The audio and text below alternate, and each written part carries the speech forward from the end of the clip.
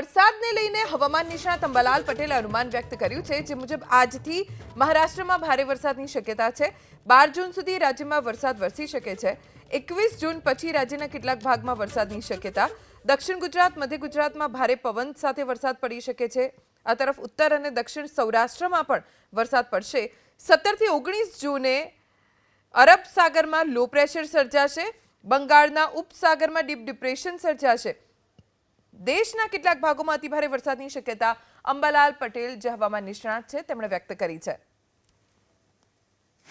ગુજરાતમાં તારીખ 9 થી 12 તો વરસાદ થશે, જેમાં લગભગ દક્ષિણ ગુજરાતના ભાગો, ગુજરાતના અન્ય ભાગો, સૌરાષ્ટ્રના ભાગો, ઉત્તર સૌરાષ્ટ્રના ભાગો અને મધ્ય ગુજરાતના ભાગોમાં કેટલાક ભાગોમાં સારો વરસાદ થવાની શક્યતા છે।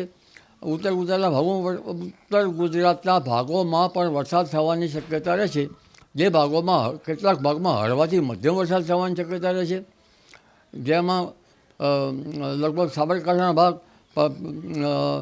તેમજ પૂર્વ ગુજરાતમાં ભાગ, પંચમહાલના ભાગ, દાહોદના ભાગ અને આ ઉપરાંત બનાસકાંઠાના ભાગ, આ ભાગોમાં પણ વરસાદ થશે।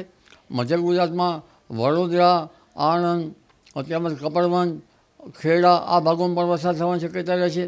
એટલે આ ચોમાસું જે છે એ લગભગ 9 થી 12માં ભિન્ન ભાગોમાં આંધી, વંટોળ, ગાજવીજ, પવનના તેજ સપાટા સાથે વરસાદ થવાની શક્યતા રહે છે। પવનની ગતિ વધારે હોય કાચા મકાનો માટે તે આ વંટોળની અસર કરતા રહે છે। પરંતુ ઉલ્લેખનીય છે કે તારીખ 17 થી 19માં જે